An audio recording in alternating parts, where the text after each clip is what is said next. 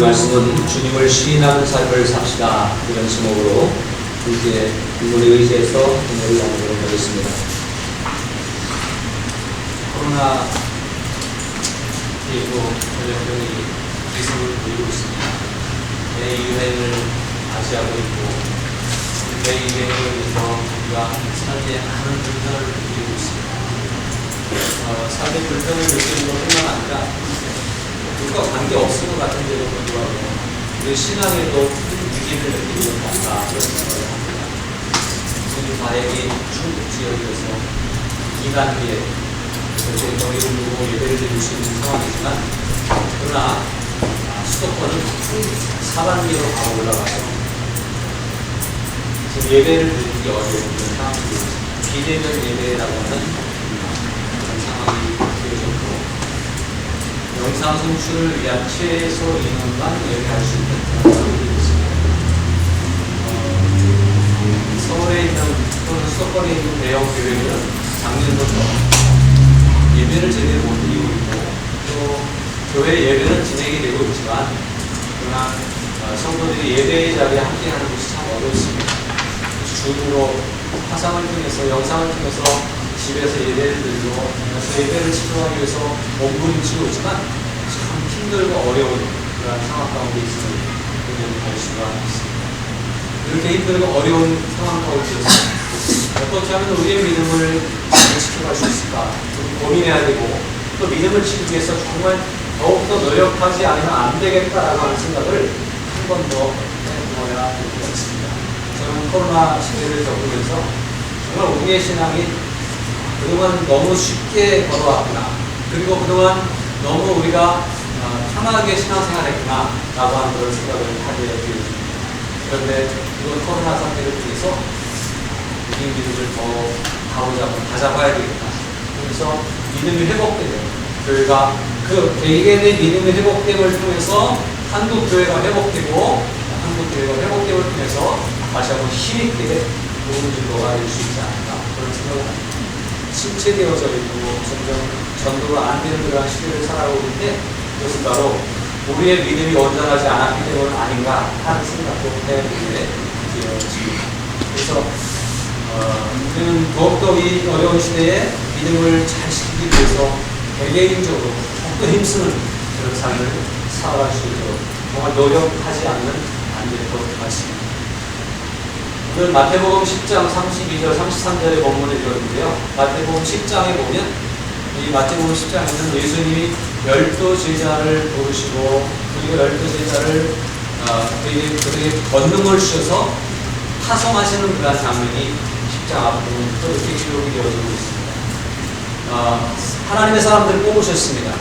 물론 그들이 위대해서 뽑힌 것이 아닙니다. 그들이 잘나서, 그들이 똑똑해서, 그들이 어떤 힘을 가지고 뽑은 것이 아니라 그 시골의 어부들을 또 사람들의 손가락질 받던 사람들을 대접받지 못하고 또 이렇게 그늘진 곳에 있던 사람들을 하나님 주님이 뽑으셨고 12제자로 삼으셨습니다.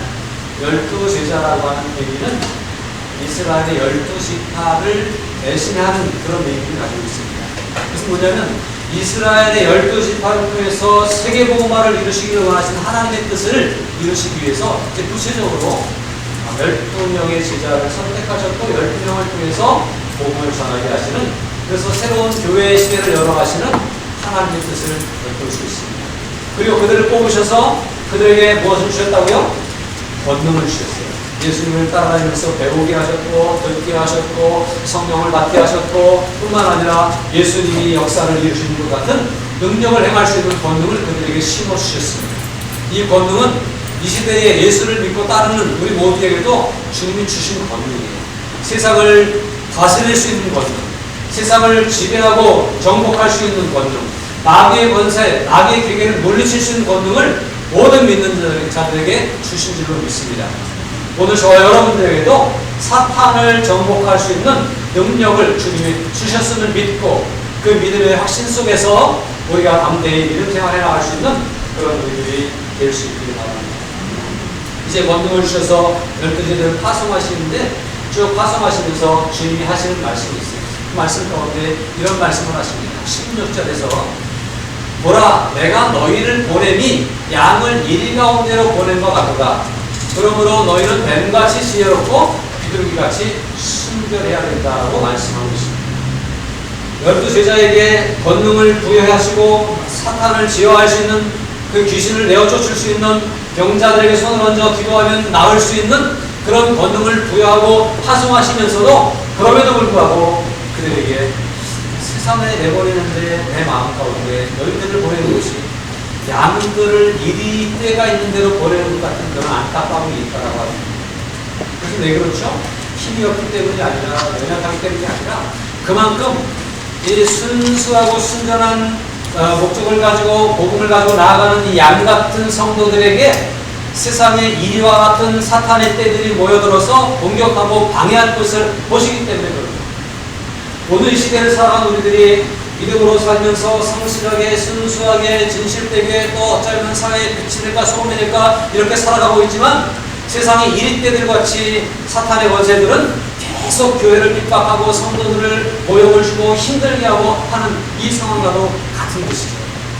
이런 상황 가운데 주님은 오늘도 우리를 향해서 그 당시에 12제자를 파송하시면서 양들을 이리때에게 보내는 것 같은 마음을 가진다라고 하셨던 주님이 오늘 저와 여러분들을 보면서도 한국교회의 현실을 보면서도 양들을 이리 가운데 이리때들 앞에 내놓고 안타까워하시는 주님의 마음이 우리는 이 본문의 말씀 속에서 읽혀질 수 있기를 바랍니다.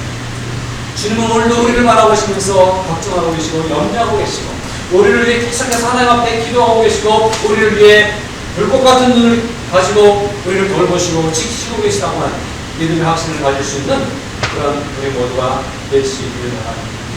주님은 이런 안타까운 마음으로 그들을 세상으로 파송하셨습니다. 그런데 파송받을 때 이 말씀하신 것은 가면 고난이 따를 것을 아셨기 때문입니다. 그들이 복음을 들고 순수하게 그들을 위해 복음을 누구를 위해서 하는 거예요? 그들이 구원받기 위해서 하는데 그들에게 도움을 주기 위해서 그들의 영혼을 살려주기 위해서 그 생명의 복음을 들고 나아가는데 그들은 받아들이지 않고 들이받을 것이고 핍박할 것이고 고난을 줄 거예요.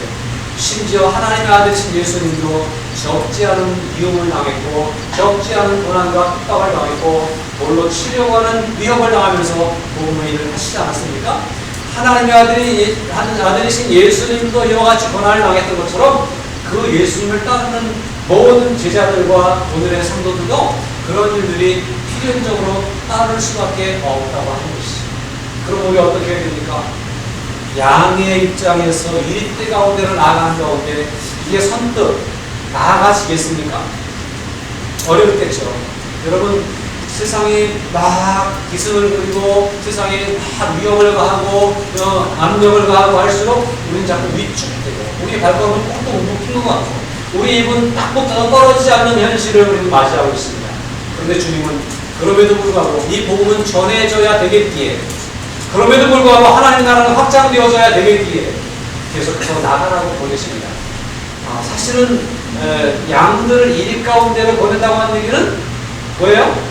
그들이 가서 고난당할 수도 있고 그들이 가서 물려 죽을 수도 있다고 하는 그런 안타까움입니다.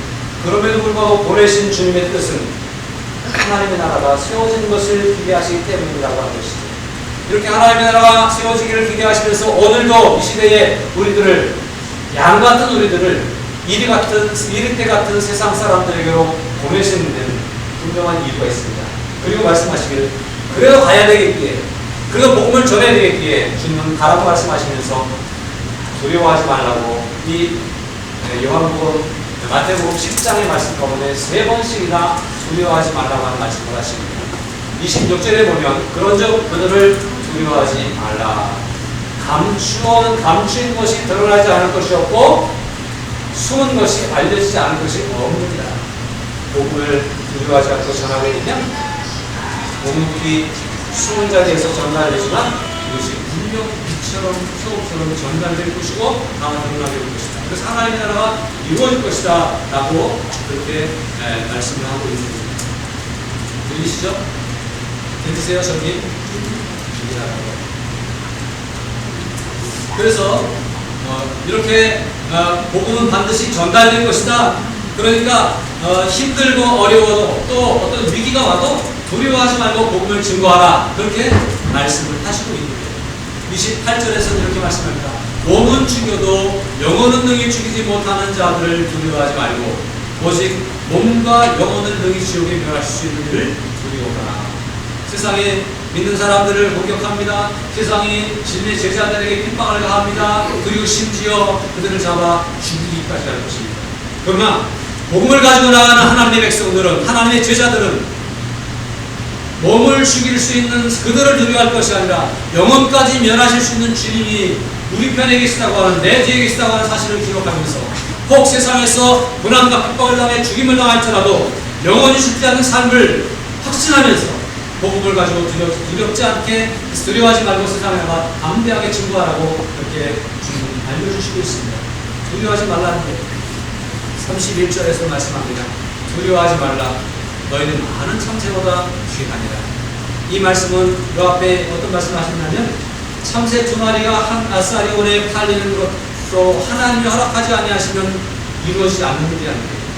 이 참새 2마리는 아주 가장 저렴하게 소통된, 매매가 되는 그러한 동물 짐승의 종류예요. 그런데 그 아주 작은 하찮게 여겨지는 가난한 사람들도 쉽게 생각할 수 있는 그러한 일조차도 우리 하나님은 세세하게 관심을 갖고 계시고 지켜보고 계시다는 거예요. 우리 머리카락 하나하나에도 다 세고 계시는 그런 우리를 사랑하시고 우리의 관심을 가지고 계시는 주님이 몸을 들고 나가는 제자들에게 정말로 관심을 가지고 계시고 정말 그들을 지켜 보호해 줄 것을 확신시켜 주시면서 그러니 내가 있다 두려워하지 마라 이렇게 말씀하고 있는 것입니다. 그러므로 복음 앞에 선 사람들은 세상이 아무리 두렵고 힘들어도 이리때가 달려드는 그러한 일들이 있을지라도 결코 두려워하지 아니하고 믿음을 지키며 복음을 증거하는 삶을 살아야만 할 것입니다. 이것이 오늘 주님이 우리에게 원하시는, 주님이 우리에게 말씀하시는 강력한 권고이며 명령이며 유익하게 말씀이십니다. 오늘 우리는 본문의 말씀을 이렇게 읽었습니다. 누구든지 사람들 앞에서 나를 시인하면 나도 하늘에 계신 하나님 앞에서 그를 시인할 것이요. 우리가 사람들 앞에서 주님을 시인하면 하나님 앞에서 예수님이 우리를 시인하신다는 거예요. 그러나 사람들 앞에서 우리가 주님을 부인하면 주님도 하나님 앞에서 우리를 부인하신다는 거예요. 이 말씀 우리가 함께 읽었습니다. 이 말씀의 의미를 다시 한번 되새기면서 우리가 주님을 온전히 시인할 수 있는 삶을 살아가는 사람으로 바로 설 수 있기를 주님으로 축복합니다. 주님을 시인한다라고 하는 것, 그것은 무슨 의미일까요? 주님을 시인한다. 이것은 첫 번째로 믿음으로 고백한다고 하는 얘기일 것입니다. 로마서 10장 10절의 말씀처럼 사람이 마음으로 믿어 의에 이르고 입으로 시인하여 구원에 이르느니라. 예수를 나의 구주로 고백하고 믿습니다라고 고백하면, 시인하면 구원을 받는 줄로 믿습니다. 우리가 주님을 시인한다고 하는 얘기는 믿음으로 주님을 인정하고 고백한다. 날마다 주님 나의 구주이십니다. 난 예수님을 믿습니다. 난 믿음으로 구원을 받습니다라고 시인하며 고백하며 살아갈 수 있는 그런 우리들이 되어야 되겠습니다. 또 주님을 시인한다고 하는 얘기는 주님을 간증하고 자랑한다고 하는 얘기입니다. 주님을 믿는 것을 부끄럽게 여기지 마십시오. 주님을 믿는 것을 자랑스럽게 여기시고 주님이 내 삶 가운데 역사하신 일들을 증거하고 자랑할 수 있는 그런 삶을 살아갈 수 있기를 바랍니다. 시편 66편 16절에서는 이렇게 말씀합니다. 하나님을 두려워하는 너희들아 다 와서 들으라. 하나님이 나의 영혼을 위하여 행하신 일을 내가 선포하리로다. 봐라, 하나님이 나에게 이렇게 하지 않으셨느냐, 하나님이 나에게 이것도 보여주셨고 하나님이 나에게 이렇게 역사하셨고 오늘 나를 이렇게 살게 하신다라고 간증하고 자랑할 수 있는 믿음의 삶이 되어야 됩니다. 혼자 믿는 게 아니라, 나만 믿는 게 아니라 내가 믿는 모습을 사람들에게 드러나고 증거할 수 있습니다. 하나님 나에게 이렇게 역사하셨다고 자랑하고 증거할 때 그것이 사람들을 움직이고 감동시켜 주십니다.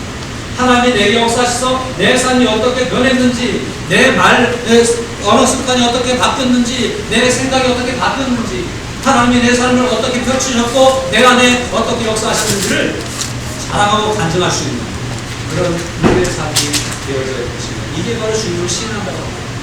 묵묵히 나만 혼자 믿는 게, 도만 닦는 게 아니라 내가 믿는 모습이 사람들에게 드러날 수 있도록 해야 돼요. 그래서 우리의 믿음의 모습을 하나님 앞에서 보이지만 사람들 앞에서도 나를 내세우기 위해서, 내가 복음을 위해서 나타내고 내가 믿는 사람이라고 하는 것을 증거할 수 있기를 주님으로 부탁드립니다.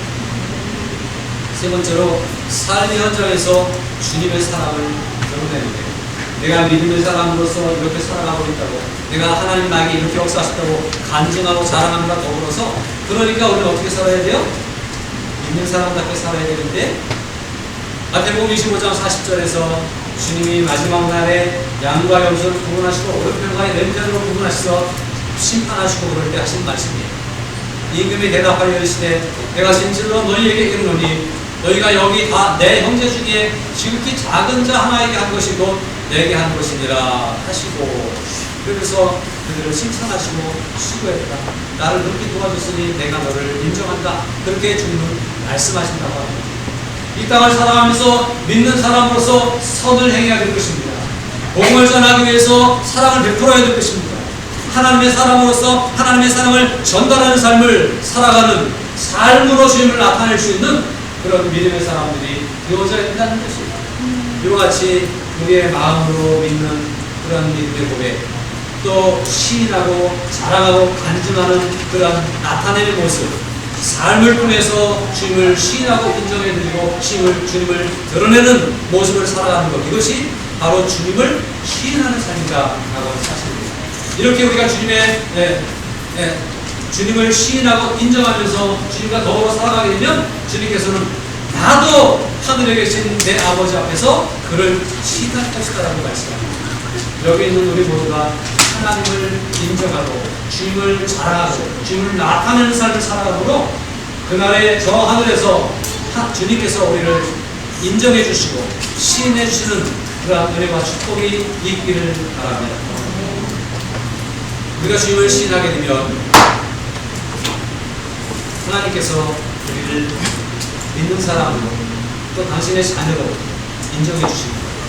우리가 주님을 믿는 만큼 하나님은 우리를 인정해 주시고, 우리가 하나님을 시인하는 만큼 하나님은 우리를 인정해 주십니다. 두 번째로 하나님은 우리를 충성되게 여기십니다.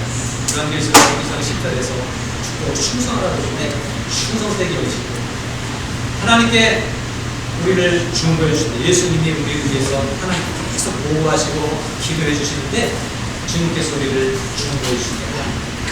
이 사람 이런 사람입니다. 이 사람 괜찮은 사람입니다. 그래서 우리를 중보해 주십니다.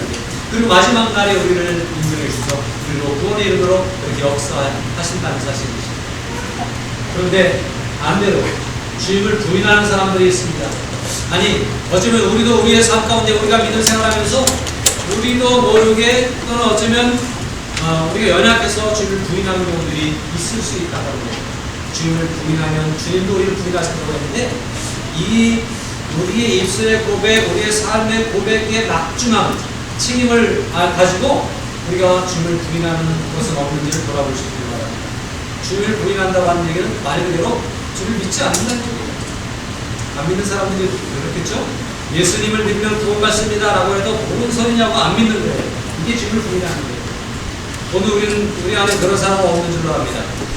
그런데 주님을 부인한다고 하는 말 가운데에 이런 의미도 있음을 우리가 잘 생각하면 좋겠어요. 주님을 믿기는 믿지만 주님을 증거하고 주님을 나타내지 않는 삶이 곧 주님을 부인하는 삶은 아닐까라고 하는 것이죠. 앞에서 주님을 시인하는 삶은 주님을 믿는 사람으로서 나를 나타내야 돼요. 주님을 자랑하고 주님을 간증할 수 있어야 돼요. 또 주님의 사랑을 우리가 삶을 통해서 나타내는 것이, 주님을 나타내는 것이 주님을 시인하는 거예요. 그런데 반대로 주님을 나타내지 않고 내 믿음을 자랑하지 않고 부끄럽게 여기고 감추려고 하고 그렇게 되는 것은 주님을 부인한 것과 다르지 않겠다라고 하는 생각을 우리는 해볼 수 있는 것이죠. 여러분, 주님을 증거하는 삶을 살아가시기 바랍니다.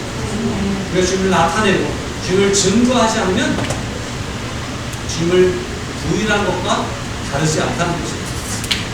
주님을 부인하는 형태들은 이런 형태들이 있습니다. 말로써 부인합니다. 안 믿겠다라고 하는 그런 사람이 아니라 믿음이 있으면서도, 우리가 믿으면서도 주님을 부인할 수 있는데 이런 부인의 형태가 나타날 수 있다는 거예요. 말로써 부인하는 일들이 있다는 거예요. 여러분, 베드로가 예수님을 3번 부인했던 사건을 기억하시나요? 무엇으로 부인했죠? 말로 부인했어요. 주님을 모르진 않아요. 안 믿지도 않아요. 그런데 그는 두려움 나머지 주님을 세 번이나 모른다고, 주님을 알지 못한다고, 절대 모른다고 그렇게 부인하는 일이 있습니다. 우리는 어떤 상황 가운데서 주님을 안 믿는다고 해본 적은 없습니까? 주님을 모른다고 해본 적은 없습니까? 그러지 않기를 바랍니다. 어떤 상황이 온다 하더라도 오늘 주님이 이 마태복음 10장에서 두려워하지 말라, 두려워하지 말라, 하늘에 계신 하나님을 두려워하라. 그러므로 두려워하지 않고 담대히 나가면 너희를 통해서 복음이 땅끝까지 전파될 것이다 라고 그렇게 말씀하고 계시는데, 우리가 두려운 마음으로 주님을 부인하는 일이 생기지 않기를 주님으로 부탁드립니다. 그래서 말로써 부인하는 일들이 있지 않도록 우리가 해봅니다. 우리 입술을 조심해 우리 입술의 주님을 인정하고 시인하고 나타내고 증거하는 그런 삶을 살아야 하겠습니다. 다음으로 우리는 우리의 행동으로서 주님을 부인할 수가 있다는 것. 분명 교회 다니는 사람은 맞는데, 분명 믿는 사람 같긴 한데, 마태복음 7장 21절에서 나더러 주여 주여 하는 자마다 나 천국에 들어갈 것이 아니요 오직 아버지의 뜻대로 행하는 자라야 천국에 들어갈 것이라고 말씀하지 않습니까?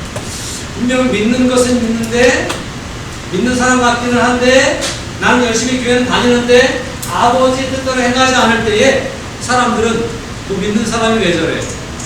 라고 말할 수 있어요.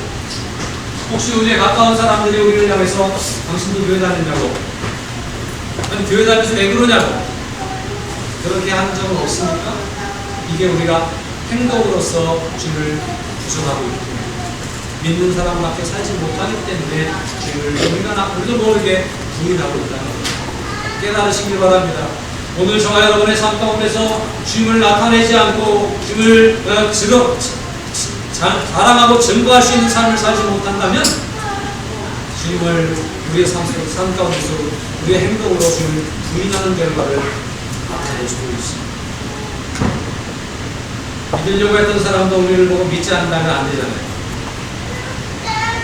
안 믿던 사람도 우리를 보고 주님을 믿고 따를 수 있는 그러한 일들이 생길 수 있도록 우리의 삶을 조심할 수 있기를 바랍니다.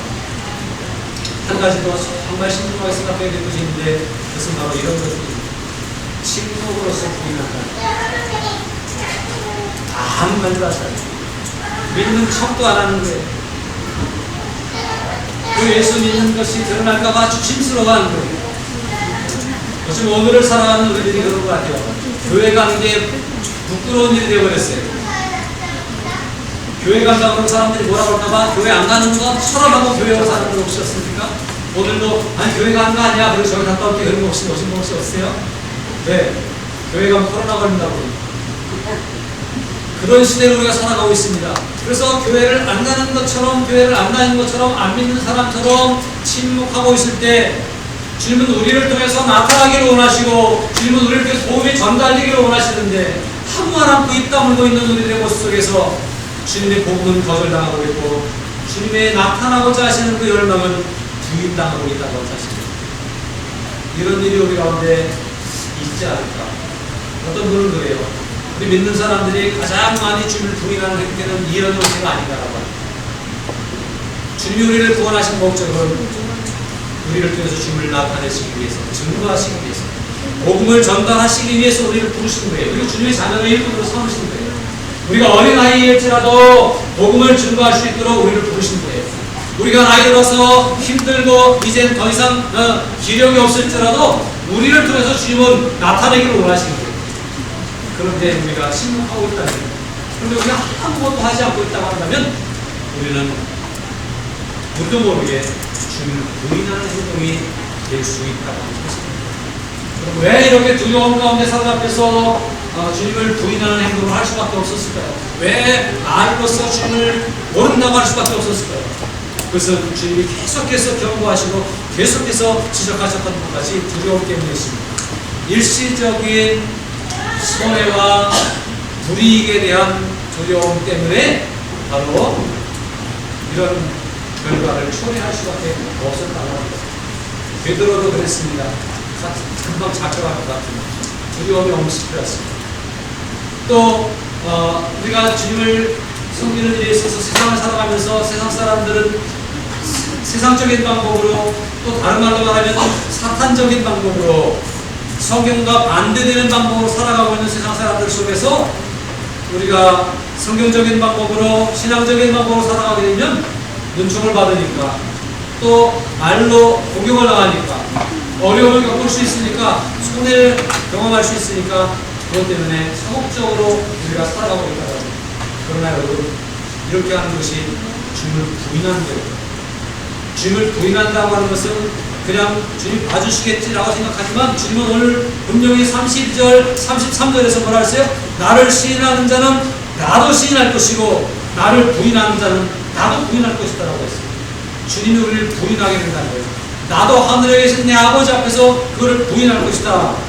그래서 쉽게 생각할 일은 아닙니다. 마지막 날 심판대 앞에 설 때에 예수님이 우리의 변호인이 되셔서 우리를 시인해 주시고, 그때 이 일을 잘했습니다, 그때 이렇게 한 사람입니다, 분명히 하나님의 자녀입니다, 이렇게 시인해 주고 이렇게 변호해 줘야 되는데, 글쎄 너무 같기도 한데 잘 모르겠는데요. 주님이 이렇게 말씀하시면 하나님 앞에 우리는 평가받을 수 없습니다. 심판의 자리에서 우리는 영영 불타는 지옥으로 던져질 수밖에 없다고 하는 사실입니다. 마태복음 7장 23절은 우리에게 경고합니다. 그때 내가 그들에게 밝히 말하되 내가 너희를 도무지 알지 못하니 불법을 행하는 자들아 내게서 떠나가라. 주님이 나를 부인하신다고 하는 얘기는 이런 얘기. 마태복음 25장 12절에서 대답하여 이르되 진실로 너희에게 이르노니 내가 너희를 알지 못하노라 라고 말씀합니다. 준비되지 않은 자, 주님을 시인하는 삶을 살지 못했던 사람들, 소극적으로 대응하면서 주님을 본의 아니게 부인했던 삶을 살아갔던 성도들에게 주님은 내가 너를 도무지 알지 못한다, 내가 너를 모르겠노라고 그렇게 부인하신다는 거예요. 그러면 결과는 뭡니까? 우리는 영원한 형벌에 던져질 수밖에 없는 것입니다. 오늘 본문의 말씀을 마음속 깊이 새길 수 있기를 바랍니다. 내가 오늘 주님을 시인하면 주님이 나를 시인하신다. 내가 오늘 주님을 부인하면 주님이 나를 부인하신다. 여러분 잘 보십시오. 이 땅에서 우리의 삶이 주님을 인정하고 주님께 영광 돌리는 삶을 살아가야 됩니다. 이 땅에서 우리가 주님을 인정하고 주님을 고백하면, 주님을 향한 믿음의 고백으로 삶을 살아가게 되면 주님이 그날에 나를 안다고 고백하신다. 이 땅을 살아가면서 우리가 주님을 인정하고 주님의 영광을 돌려드리는 삶을 살기를 원하면 주님이 그 영광을 그날에 우리에게 돌려주시는 거예요. 하늘에서 하나님의 자녀로서의 영광을, 천국 시민으로서의 영광을 다 누리며 살게 하실 것입니다. 이런 삶을 기억하면서 오늘의 삶을 살아갈 수 있기를 바랍니다. 우리 입술로 주님을 시인할 수 있기를 바랍니다. 우리의 행동으로 주님을 시인할 수 있기를 바랍니다. 우리의 모든 삶의 영역에서 주님을 인정하고 주님을 나타내고 드러내죠. 복음 증거자의 삶을 살아갈 수 있는 저와 여러분들이 될 수 있기를 주님의 이름으로 축복합니다. 이 일이 이루어지지 않으면 주님이 우리를 부인하시는 결과를 만날 수밖에 없습니다. 그러지 않기 위해서 오늘 최선을 다해서 우리의 삶을 주님을 시인하는 삶으로 살아드릴 수 있는 저와 여러분이 될 수 있기를